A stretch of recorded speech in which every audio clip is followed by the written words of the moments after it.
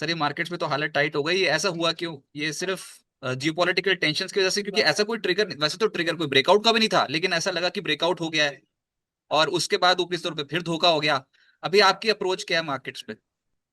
सी जो हिसाब से आज हुआ है वो उसे एक्सपेक्टेड था, कहीं ना कहीं हायर लेवल से प्रॉफिट बुकिंग आएगा, बट ये भी एक्सपेक्टेड नहीं था कि जो तुरंत तेजी हमने देखी करीबन 9:15 से लेके 10:15 के करीबन, तो एक ब्रेकआउट रेंज लास्ट 3-4 दिन का जो रेंज था करीबन 24,450 से लेके 24,300 का, तो वो ब्रेक भी किया, बट एक्सपेक्टेशन थी कि वही रेंज के ऊपर हम वापस से टिकेंगे और वापस से ऊपर की तरफ चल देंगे, बट वापस से वो रेंज के अंदर आ चुका है।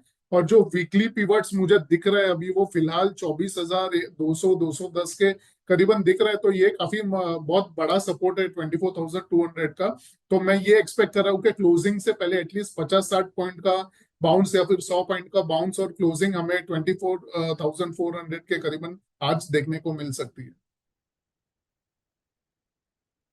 सर एक बार प्लीज अपने चार्ट्स भी शेयर कर दीजिए, पता तो चले कि निफ्टी आखिर करना क्या चाहते हैं। तो सिर्फ ये पता लगा कि आज आप बहुत स्पीड से ऊपर गए थे और ऐसा लगा ब्रेकआउट हुआ, 24,600 के दर्शन होने वाले थे, लेकिन इतना जबरदस्त स्पीड ब्रेकर आ गया था, आ जाएगा ये किसी ने नहीं सोचा था। एक बार वो लेवल्स मार्क करके बता दीजिए कि अब निफ्टी की अगली चाल क्या होगी और अगले हफ्ते की तैयारी कैसे करें। अभी दिख रहा है चार्ट, मैंने शेयर कर दी है। हाँ जी बिल्कुल क्लियर सर, यस। सी ये जो चार्ट है निफ्टी का है, और ये जो बड़ा वाला R3S3 है वो बेसिकली वीकली पीवट्स है, और ये जो छोटे वाले हैं वो सारे डेली पीवट्स है। तो करंटली हम लोग वीकली रेजिस्टेंस के ऊपर ही ट्रेड कर रहे हैं, जो मैंने अभी फिलहाल बताया 24,200 का अप्रोक्सीमेट लेवल है। तो हमें सी रिकवरी क्यों एक्सपेक्टेड है, क्योंकि कहीं ना कहीं मुझे लग रहा है कि ये जो स्विंग लो था यहाँ पे स्विंग है, और वहां से लेके हमें जब एक करेक्शन आया तो हिडन एक डाइवर्जेंस भी बना था, अगर आप ध्यान से देखें। ये लोअर लोज नहीं बना था, बट ये ऑलमोस्ट ओवरसोल्ड हो चुका था, और अभी भी वापस से वही स्ट्रक्चर बन रहा है इंट्राडे में। अगर हम देखें ये लो है, ये अभी का लो है, लेकिन लोअर लोज नहीं लगे, बट यहाँ पे ऑलमोस्ट ओवरसोल्ड जोन वाली हालत हो चुकी है। ये एक चीज है। दूसरी चीज ये है कि हम बाउंस ले रहे हैं वापस से जो डेली पीवट है S3 का, वहां से। तो मेरा पूरा एक्सपेक्टेशन है कि वापस से हम एक 100 पॉइंट की यहाँ से तेजी नेक्स्ट 1 से 1.5 घंटे के अंदर देख सकते हैं, और क्लोज 20,400 के ऊपर लग रही है आज के दिन में। यानी सरेंडर नहीं करेंगे? वर्स्ट केस में कहां तक जा सकते हैं सर? क्या सब मतलब मैक्सिमम वर्स्ट फॉल क्या हो सकती है? देखो पता तो है नहीं 2 दिन में क्या हो, अगर पता लगे कोई मिलिट्री एक्शन हो गया बॉर्डर पे, तो कितना बड़ा इम्पैक्ट आप देखते हो मार्केट?